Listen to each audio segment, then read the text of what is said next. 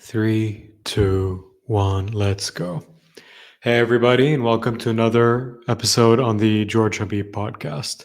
The topic I'm going to talk about today is one that I've been wanting to cover for a while. It has to do with these recent clips and videos of a bunch of protesters defacing paintings in museums and blocking traffic. I want to get into what I think of their methods, why they come off as a bit silly and hypocritical to me, and why ultimately the form of protest they take is a very safe one. But before we get into that, guys, if you haven't already done so, please subscribe to the channel, like this video, and follow our social media, because doing so really helps us grow. And the more we grow, the more guests I can bring in, the wider range of topics I can cover, and the more content I can make for you guys. Having said that, let's get into it. So we start with this article by the Smithsonian Magazine. In it, it states that climate activists throw soup on Vincent van Gogh's sunflowers to protest fossil fuels. The demonstration is the latest in a string of nonviolent protests that involve tampering with famous works of art. And if we scroll down on the article, we can see this picture. You can see the two activists. They threw tomato soup on the painting. They glued their hands to the wall. And on their t-shirts, you can read, "Just Stop Oil."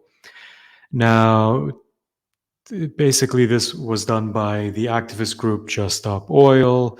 It's in the name. You know, these guys are against the use of oil and oil products, such as petroleum and gasoline. They think that this produces a lot of emissions into the atmosphere, and it will lead the world into a climate change disaster. They think that there's a really limited deadline to this disaster, and that they need to resort to these acts to bring attention to the issue.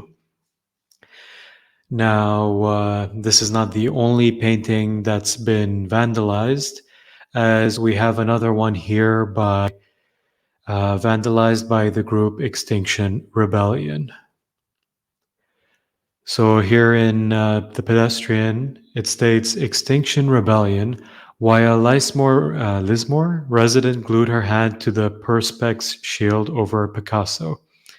So again, with the picture, we've got these two activists. They glued their hands to the Picasso painting, and the article states that fortunately the painting was undamaged. So these guys are a different group than Just Stop Oil. They're called Extinction Rebellion, and their goals are more general. They're not just against the extraction of oil. They're also against things like deforestation, wiping out several species, pollution, worsening air quality. There's a lot of overlap, but again, their goals are more general.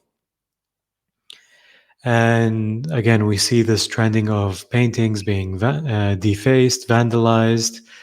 And here in this article by CNN Style, we've got again Just Stop Oil. It states climate activists sentenced to prison for Vermeer protest. If you scroll down, you see this, in my opinion, very beautiful painting called The Girl with the Pearl Earring by Johann Vermeer. And the article basically states that in a widely shared video, a man is seen gluing his head to the famous artwork. Another protester then poured a can of tomato soup on the first man's shirt before affixing his own hand to a wall mounting. A third person filmed the stunt. Now, guys, I don't know what it is with the tomato soup. I'm assuming that's a metaphor for blood. And also, I don't know what's with the gluing of the hands to the wall, the gluing of their heads to the painting. But again, I assume that's to cause more controversy, make them harder to move out of the way, and get more attention. Now, fortunately, in all of these cases that I've seen, the paintings are completely fine. They had a glass covering, so it was more about the actual attention than the damage. Other paintings have been targeted. I know another Van Gogh painting called The Sower was also targeted by climate activists. And I know the Mona Lisa had someone throw a cake at it, but I don't think that had to do with any activism. I think that had just to do with the getting attention. So this is not the only tactic that these groups use. If we go to this article, here we have BBC News reporting Insulate Britain, protesters block East London roads. So this is a method again used by them. This is where they just go to a busy intersection, highway, bridge, road, and they kind of sit in front of all the vehicles, refusing to move and causing massive traffic jams. This article specifically focuses on a group called Insulate Britain, which is, I believe, an offshoot of Extinction Rebellion.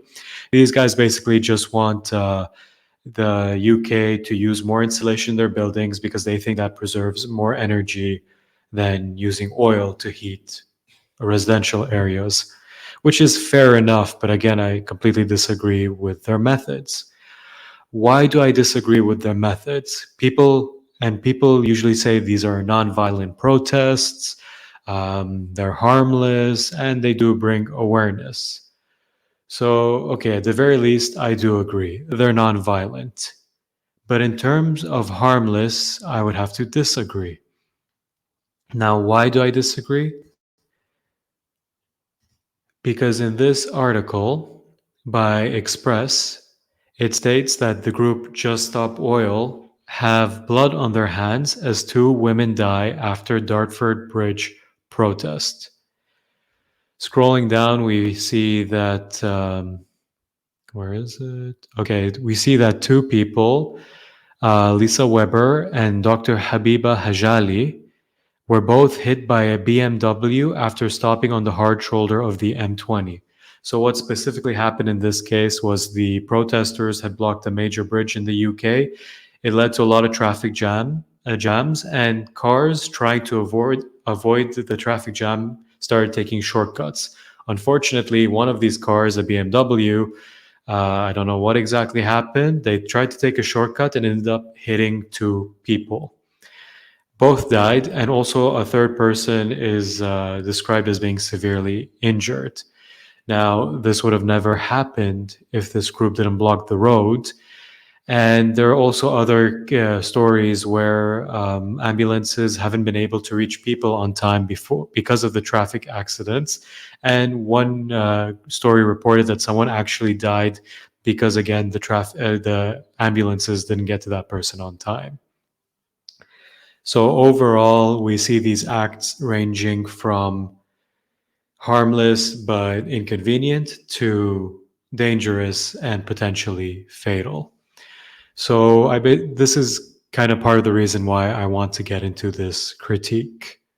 Let's just exit here.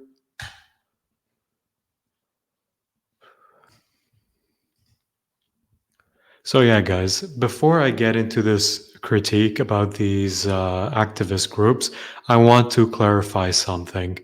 This is not a critique on environmentalism. I truly believe environmentalism is a righteous cause.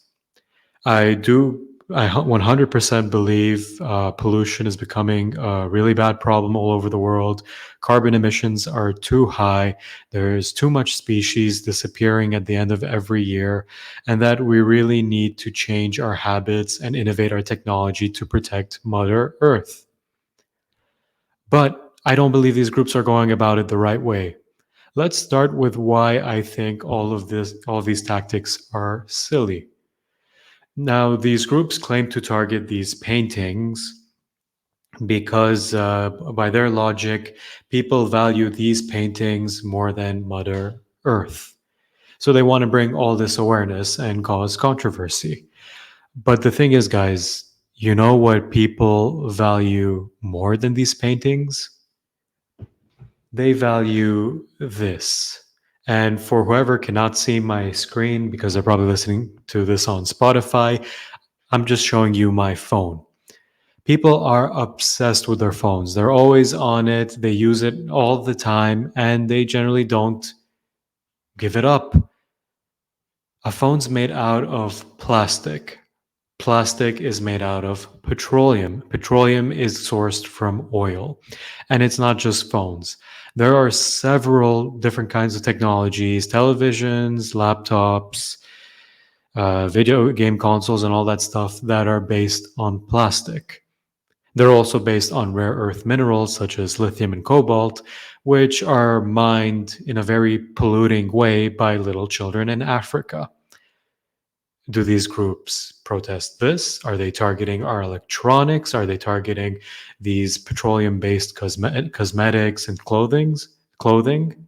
No, they aren't. They're targeting a painting very little people are aware of, and that ultimately offer nothing to their cause. And guys, we saw it in the video. They were gluing themselves to the wall, glues made out of petroleum.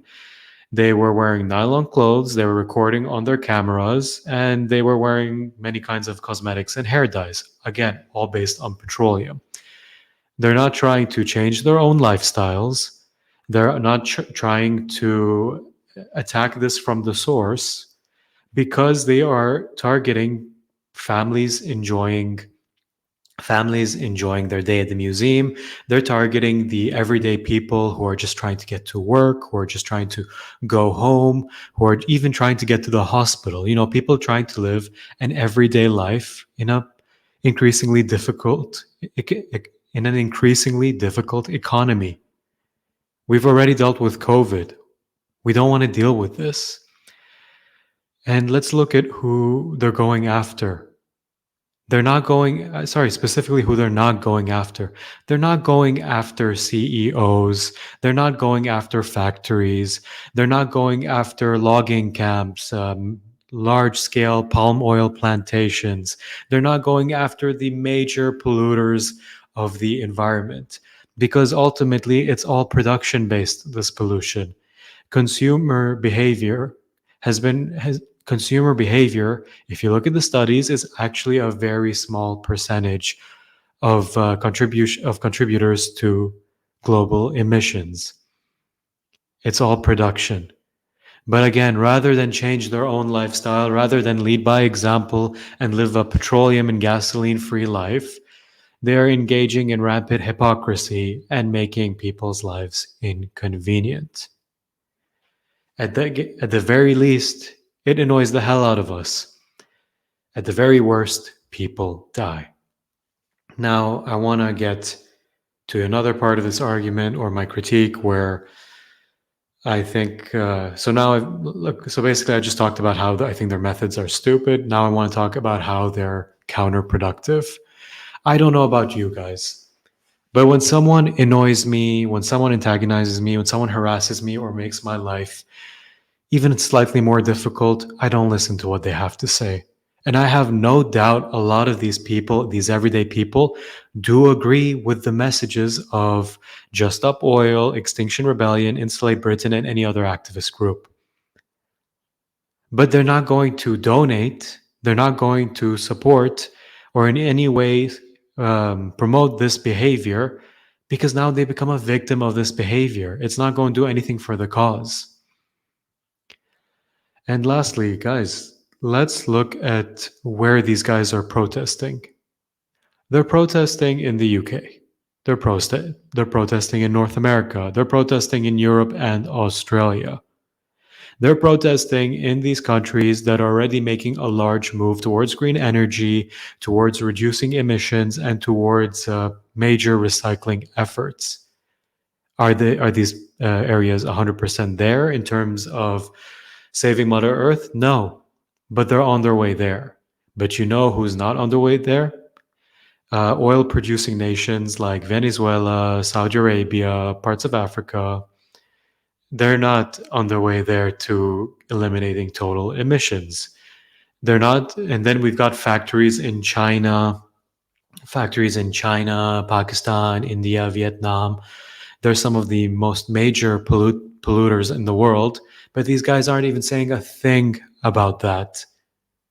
They're targeting an old painting, many of them beautiful old paintings, public artifacts, historical pieces, but they're not moving their asses to go to other countries to attack the source of these issues. And let's wonder why that is the case. Why aren't they doing this? Because, my opinion, I could be wrong, because they're lazy. Because they're lazy and they want to engage in safe activism. Guys, if you try to go to these countries and pull the dumb shit these activists are pulling in Europe and America and Australia, you're going to go to jail for a long time. You're going to be fined a lot of money. If you try to stop traffic in the Middle East, you're going to have a bad time. Try stopping traffic in Lebanon. Try inconveniencing the people in Lebanon, stopping them from getting to work or back home. They're going to beat you up. These guys, these activists are not brave.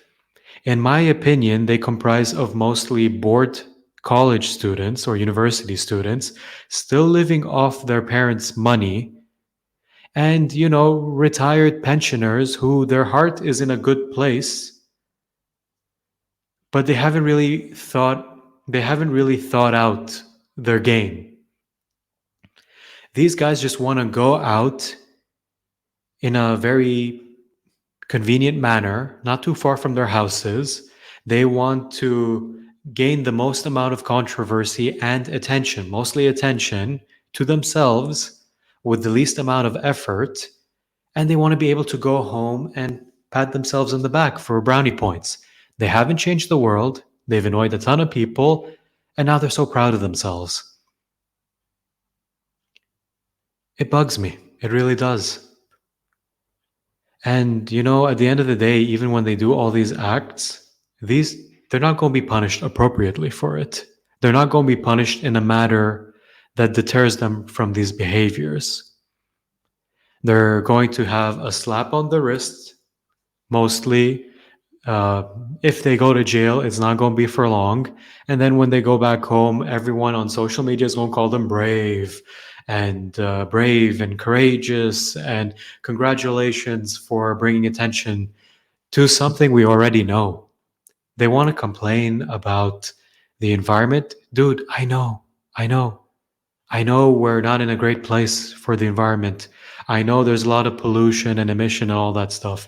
I've known all this since the movie The Inconvenient Truth, since Al Gore started talking about it in the early 2000s, and many other scientists decades earlier even.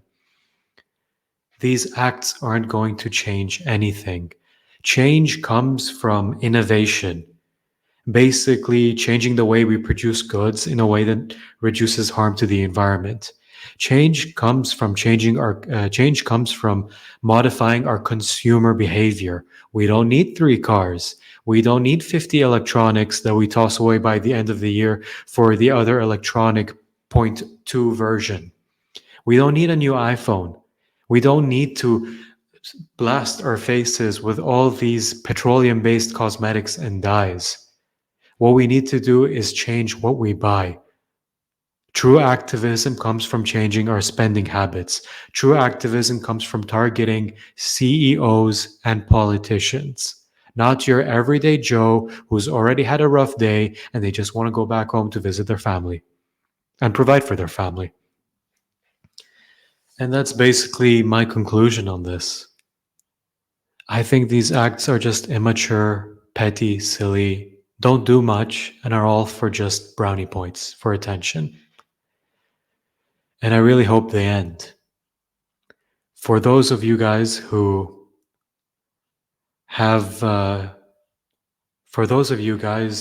still think that this is way forward, I really encourage you guys to do your research and look at what actually changes the world. And that's the conclusion to my video. Guys, you don't have to all agree with what I say or what I think. And if you disagree, please comment down in the comments. Let me know your thoughts. Let's have a discussion going.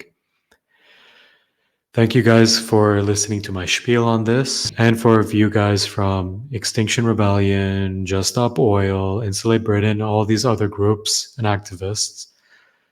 I only have this to say to you. Stop it. Get some help.